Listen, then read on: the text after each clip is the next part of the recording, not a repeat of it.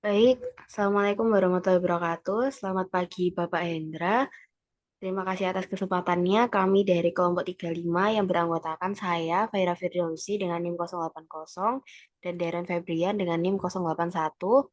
Dan di kesempatan kali ini kami akan menjelaskan terkait eh, penelitian pada paper yang berjudul A Churn Prediction Model Using Random Forest Analysis of Machine Learning Technique for Churn Prediction and Factor Identification Telekom Sector.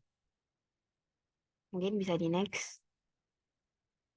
Untuk latar belakang dari penelitian ini, yaitu di mana penyedia layanan telekomunikasi saling berinteraksi untuk meningkatkan pangsa pasar mereka. Jadi hasil analisis ini menyebutkan bahwa pendapatan pelanggan lebih mahal dibandingkan mempertahankan pelanggan yang sudah ada. Dan penelitian ini menganalisis pola perilaku pelanggan churn sehingga mengusulkan model consumer churn sebagai variabel klasifikasi. Dan model untuk mengklasifikasi pelanggan churn ini adalah merupakan algoritma random forest, di mana consumer churn atau perputaran pelanggan ini merupakan kehilangan pelanggan dari suatu bisnis yang perusahaan memerlukan analisis efektif dari CRM atau eh, customer relation untuk kehidupan bisnis agar tetap berjalan dan mencegah adanya perputaran pelanggan ini. Untuk selanjutnya bisa di next. Tujuan dari penelitian ini itu untuk menyelidiki teknik yang ada dalam pembelajaran mesin dan penambangan data untuk mengusulkan model perputaran pelanggan yang paling efektif untuk memberikan strategi retensi dari suatu perusahaan. Dan di mana model prediksi churn ini mengusulkan adanya algoritma pembelajaran mesin. Dari model ini juga diusulkan dan dievaluasi untuk menggunakan metrik pencarian informasi atau nantinya akan dievaluasi melalui confusion matrix. Mungkin bisa di next. Untuk metode dari penelitian ini itu yang digunakan merupakan dibagi menjadi dua. Yang pertama yaitu decision tree dan yang kedua yaitu random forest, di mana decision tree ini untuk memprediksi masalah pada churn pelanggan, apakah pelanggan ini eh, teridentifikasi sebagai churn atau bukan. Lalu dari random forest ini kita dapat mengklasifikasikan dari decision tree tadi dengan mengatasi data non-linear sebagai tindakan yang efisien. Ini mungkin bisa di next. Nah, ini merupakan visualisasi dari datanya.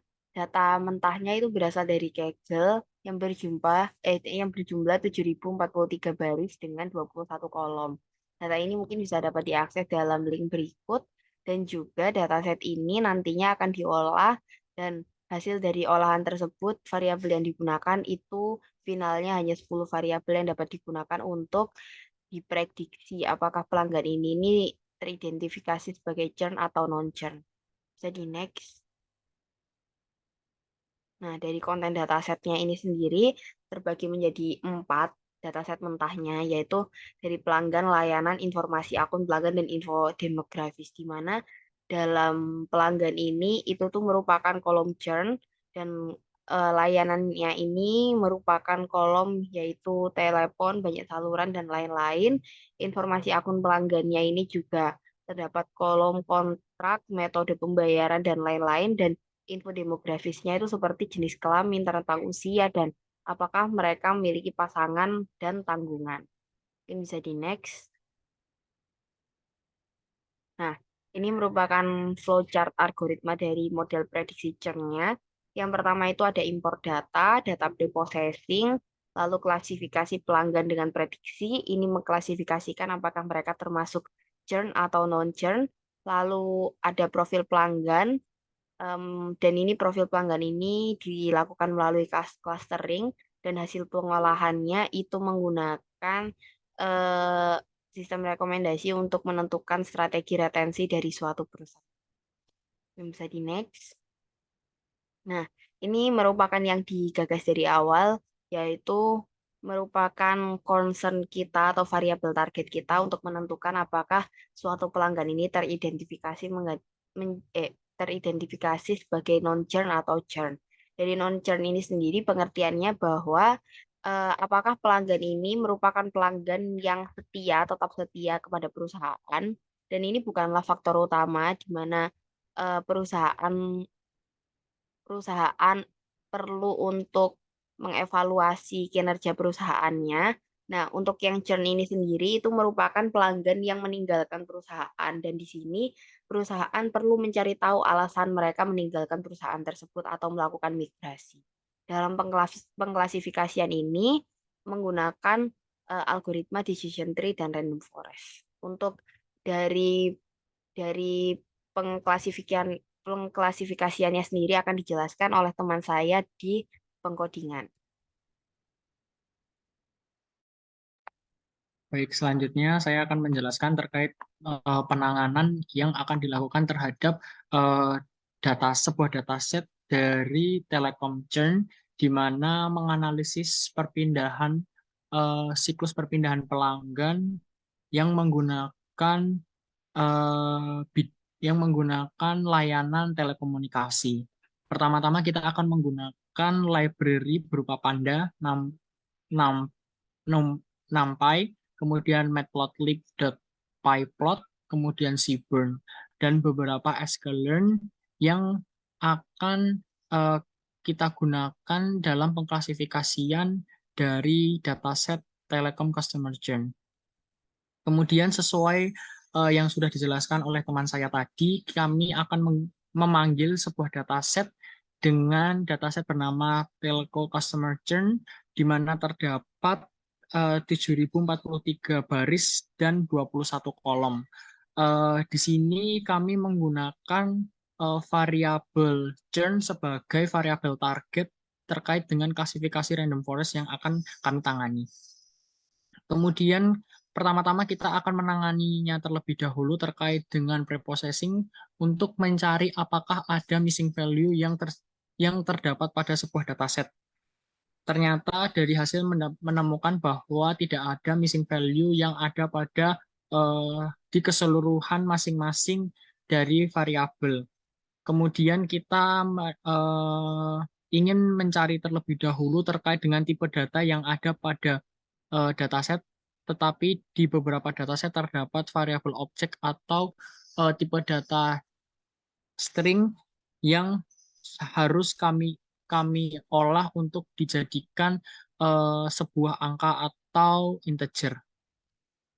Kemudian kita melakukan encoding, di mana encoding ini berfungsi untuk mengubah variabel-variabel objek untuk dijadikan satu atau nol, sehingga data tersebut akan berubah menjadi integer.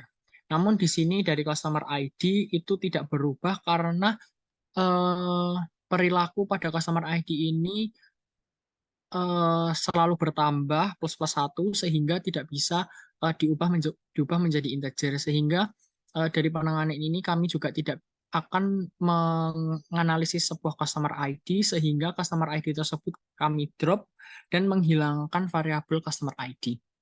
Selanjutnya setelah itu kita mengecek apakah customer ID masih ada, ternyata sudah hilang.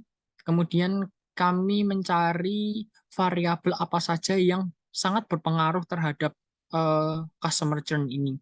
Jadi kita menggunakan metode heatmap yang eh, yang kami sudah visualisasikan, sehingga hasil dari visualisasi ini kami menemukan terdapat 10 variabel dan satu variabel target yang akan dilanjutkan menjadi eh, bahan analisis kami, yakni ada senior citizen, partner, departments, online security, online backup, device protection, touch support, contact, paperless billing, dan monthly charge. Dan satu variabel target berupa customer churn.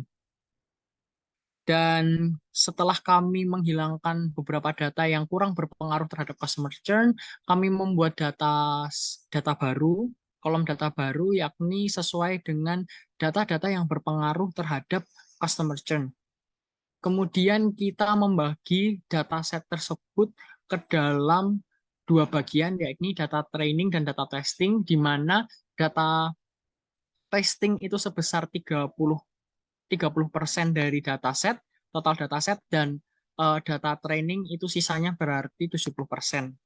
sehingga didapatkan keakurasian dari masing-masing dataset di mana data training ini sejumlah 97,8% dan akurasi dari data testing ini sekitar 75%.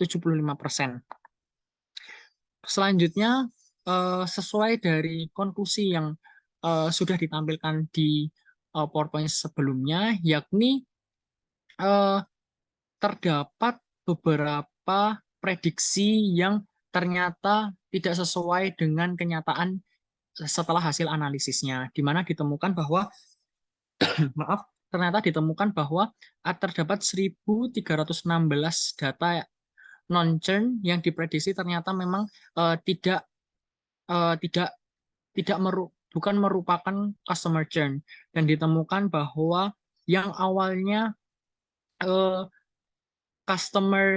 terdapat 223 customer non-churn, ternyata diprediksi ternyata terdapat 223 customer tersebut merupakan customer churn. Dan ternyata ditemukan pula diprediksi bahwa terdapat 307 customer churn, dan setelah dilakukan pengolahan ternyata eh, bu bukan merupakan customer churn, dan sesuai yang diprediksi bahwa terdapat 267 customer churn, dan ternyata dilakukan hasil analisis ternyata memang terdapat 267 customer churn. Sesuai dengan hasil pengolahan yang ada di paper, itu menampilkan decision tree yang merupakan pengklasifikasian atau bahan analisis utama yang ada pada paper. Kami sudah mencoba terkait dengan memvisualisasikan hasil dari